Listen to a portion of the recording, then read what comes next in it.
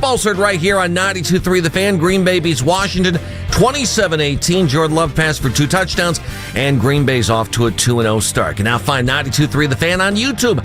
Subscribe to our YouTube channel. Get the best content from our shows each and every weekday. That's 92.3 The Fan on YouTube. Headline sports news every 20 minutes right here on 92.3 The Fan. From the University Hospital Sports Desk, I'm Jeff Thomas. Up next time for the Ken Carmen Show with Anthony Lima here on 92.3 The Fan. The afternoon drive. You're the Ravens. I'm telling you right now, you they can't do start. not care. You can't start 0-2, and you have to respect the idea that AFC North football, based off of even just last year, there's a lot of players from this team that were on that team last year that understood you shouldn't have lost to what turned out to be a 3-win Browns team. They're going to try to run up the score on us. I don't think they think about you at all. I think that's what the Ravens organization's proving. They don't think about you at all. Standing up in front of the media, having to justify why he's got one of the worst head coaching records with double-digit leads in the second half. And then he hands up the Super Bowl ring and goes, "I'm sorry, I can't hear you over this." This is bad timing for the Browns. I think most weeks, I think you're right. I think it would just be what it is. This is a bad timing for the Browns. The afternoon drive. Weekdays starting at 2. We are Sports Radio 92.3 The Fan. The Ken Carmen Show with Anthony Lima. Garcia expecting perhaps a bunt from Cavus, who has been sacrificed. Instead, he gulps one. Deep center field. Way back there. And C.J. Cavus has put the Guardians in front.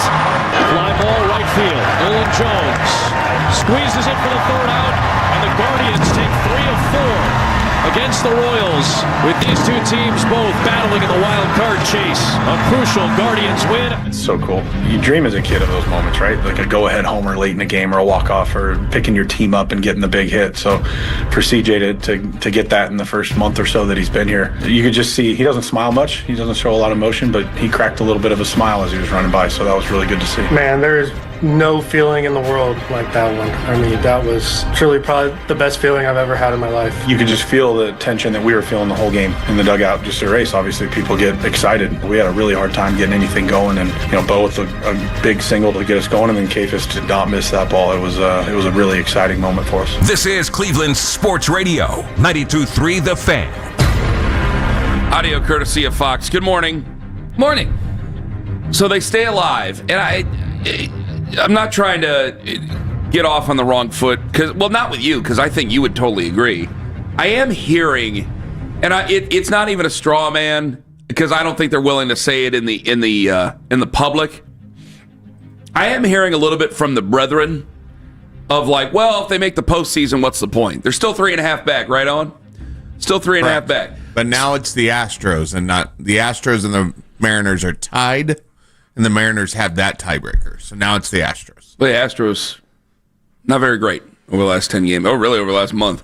I'm hearing a little bit from the brethren of like, what's the point of making the postseason? And I think even if you're cynical or you're not, it doesn't have to be rah-rah. I'm not trying to be rah-rah about this. Usually, I know you can accuse me of being that way. It's not about that. I think it's the thought of, well, if they make the postseason, they're still not going to go many places. I think it's a question of, like, do they want to do extra work? It's like, well, if you go to the postseason, then you got to do all these things, and they don't feel like doing it because it's part of their job. And it's a homework assignment? Yeah. I think okay. I'm picking that up from the brethren. Confused. I'm picking that up, not the fans. I'm talking about media. I'm picking that up from the brethren. Not from you, again. You've been very positive about the Guardians for a long time here this season. I didn't know anybody wasn't positive about making the playoffs. Who is out there saying, the playoffs, too much to do? I don't want to name names. I'm going to go ahead and move on. What, they're not going to pay attention? I don't want to name names. You want me to name names? Yes. I don't want to name names. Just flash a hand signal. I've heard people in this building say, what's the point? I've heard people in other buildings that I frequent where media would gather ask what's the point. And I did. I couldn't help it. I stopped short and I go, you always want to make the postseason. Who knows what they could do? If they made the postseason, I don't think we're going back to the ALCS. That's me being honest. But I also was like, well, you always want to see whether or not you can run the table. This is the sport. Don't get me wrong. Well, I mean, we spent a long time saying this is the sport of all sports where, yeah, you can go on a run where you play your best baseball over that course of 3 weeks and all of a sudden you're in a World Series. Am I wrong? I'm not wrong. This isn't the NBA. Yeah. Where So- you've got no shot Exactly. in 99% of seasons. Even the NFL. How many seasons is there like a really bad team that just gets in under 500? You used to have under 500 teams that have gotten in at wild card, and you're like, zero shot. They've got some second string quarterback. Zero shot. Baseball's never been like that. Baseball has always been, holy cow. Yeah, anything can happen at any time. And unfortunately, we've been on the end of that, of the anything can happen at any time, going into a World Series as a heavy favorite. So I don't believe in the whole thing of that. But that even sounds fan-like. Like, I'm a fan, and I'm not even trying to be a fan in this conversation here about this. Is that even if they made the postseason, if they make the postseason, I think it cements, if you are a person who's critical of ownership, or you're a person who's critical even of the front office, if you feel that way, then I think it makes it much easier to make an argument. Because then I think people care that you've made the postseason again. The audience that you talk to, whether it be in radio or podcast or TV or whatever, the audience you talk to, I think it's crystallized where you're a postseason team 2 years in a row. What have you done to help the team? Like, I think it starts to really put your argument out there going, what are you doing to help the club? Because this year hasn't been such a great year, and they're still in a position to possibly make the team. So I can hold your feet to the fire more as an owner and say, what are you doing to help your club? What are you doing to help your club of the teams, of these players that people want to come see, other than we're opening up the gates and it's a giant bar in left and right field? Like, what are you doing to do that? And I think that's an important thing. I also think it's an important thing if you want to do it positively and say, man, Stephen Vogt had his hands full this year, and they were still able to go out and get a wild card spot this year. The starting rotation was certainly a roller coaster. They were still able to go get a wild card spot this year. You have guys here who are not, I think, long-term Major League Baseball players. You were still able to go out and get a wild card this year. Like, I think there's things to that too. It's the playoffs. I would assume we don't have so. to overthink it. I would It's assume the so. playoffs. You get to keep playing. I'm dying to give names, but I don't want them to wake up to an argument in their social media or on their texts or anything like that. I don't want them to do that. It's 6 a.m. I know for a fact they're asleep, and I really don't want to. I think they've probably said that around me, not thinking that I was going to blurt it out on the radio. So I'm dying to say their names. So the fun thing about sports is that you have the season, and then after that you have something called the postseason. And if you qualify for the postseason, you get to keep playing, while a bunch of other teams that failed to qualify, they're eliminated. Their season is over, and their fans wallow in misery. The teams that get to keep playing get more national attention. Yes. By the way, they're young players like CJ Kafis and Kyle Manzardo. They get to keep playing, and we get to find out more about them. How do they perform in big moments? It's fun. When all of a sudden, is that how much the Guardians have spoiled the city of Cleveland, that somebody would think, what's the point? We always go to the playoffs. If there has ever been an indication that this has been I don't understand. so far and above the best organization in town over the years, I think anybody who would be poo-pooing them going to the playoffs because they don't think they'll be very good. I just checked the YouTube. They want me to name names. Well, yeah. I mean, somebody said it sounds like a Nick comment, which I don't want to miss context here. Was it Nick who made the argument? Owen, help me out here. Was it or was it not Nick who made the argument he'd rather see a no-hitter than a wild card run this year? I believe was that true? So technically, it would be a Nick comment. For this team, yeah. But it's not the what's the point. I never heard Nick say what's the point. I've heard several other in media, they're not here to defend themselves. And I don't think they said it where they wanted to publicly defend themselves. So I have to be... Well, people are just going to say you're using a straw man then. If you can't come up with the names, they're just going to assume you're Give me a Bible. You're making Give me a it up. Bible to swear on. Give me a Bible to swear on. Because it doesn't sound reasonable. I'm telling you right now, I have 3 names. Like, lots of people say a lot of things. 3 names. Especially on social media today where the bots are running rampant. Well, I'm not a bot. I'm all too real. I have 3 names that have said it that you watch and or listen to or read if you'd rather do it that way. That there are 3 names in this town that have centered around me over the last week of what's the point? What's the point? And I'm giving the point. And it's not even, well, you're a Guardians fan, you should be a Guardians fan, you've lost your way. It's not that. It's not that. It's even if you're cynical, if they make the postseason, and if they even get run in the postseason, then it still helps the argument of, why aren't you helping your baseball team, Paul?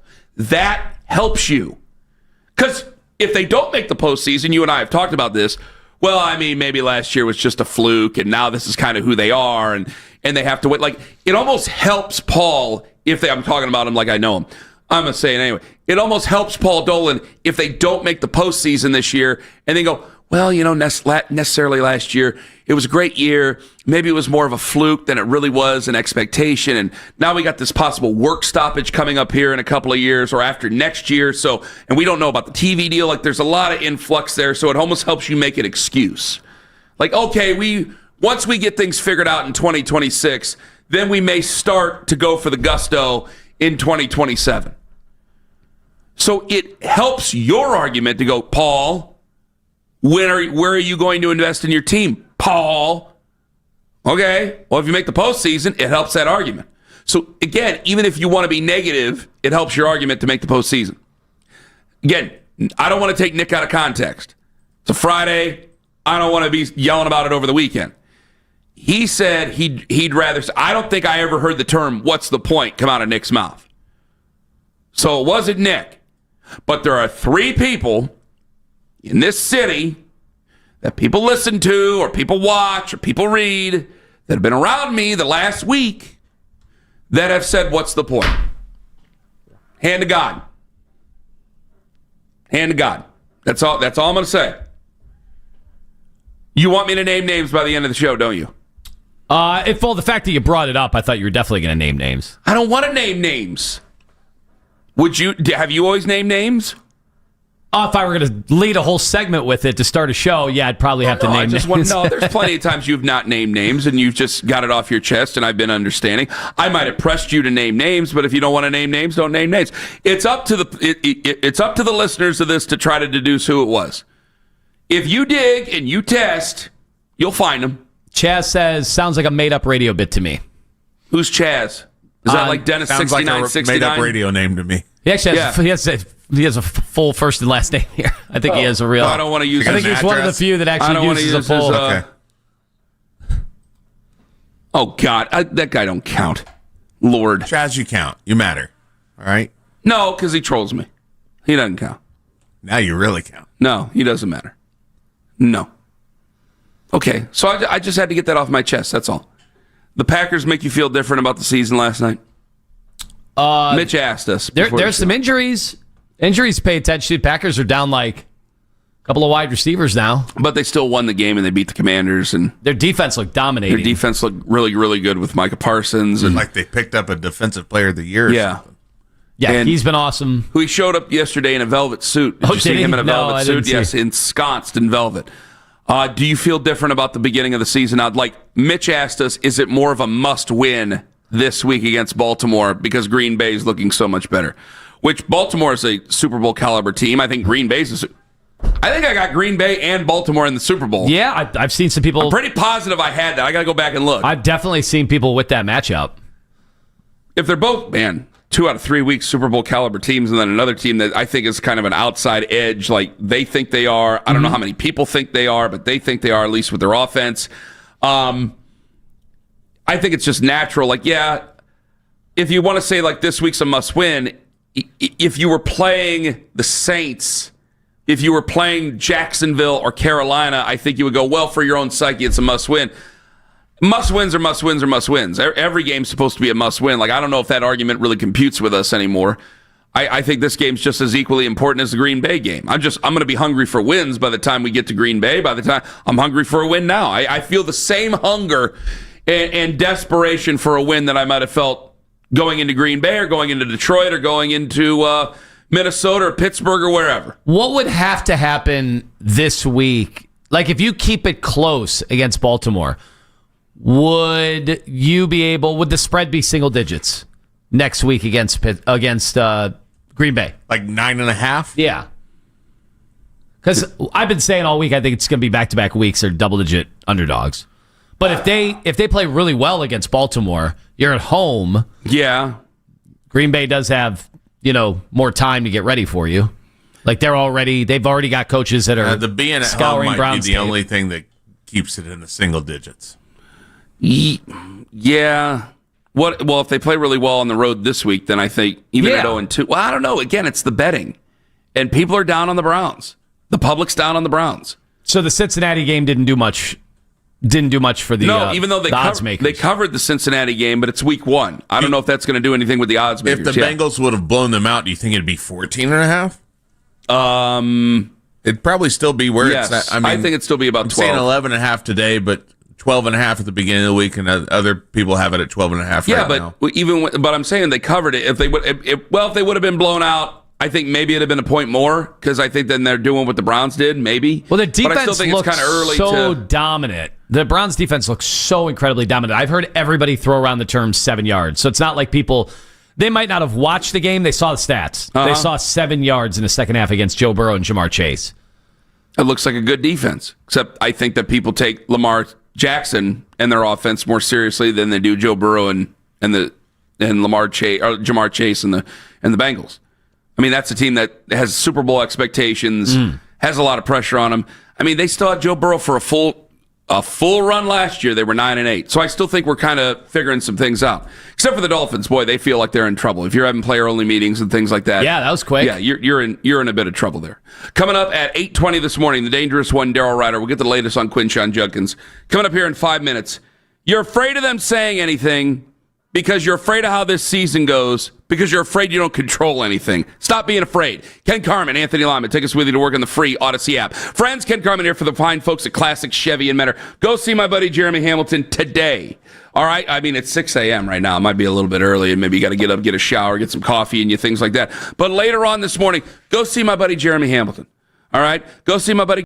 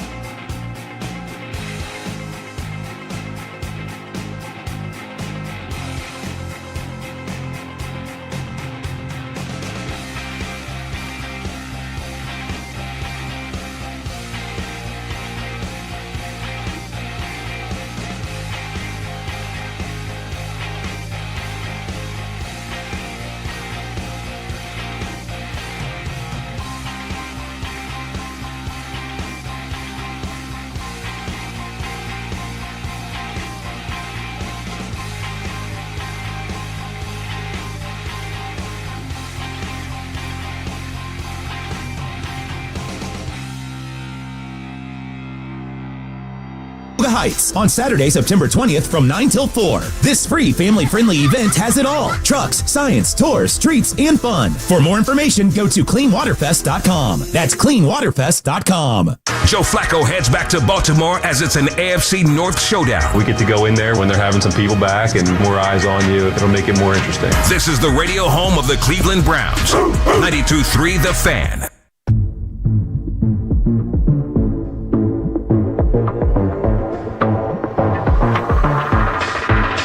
We got a lot of trash talk to get to. You ready?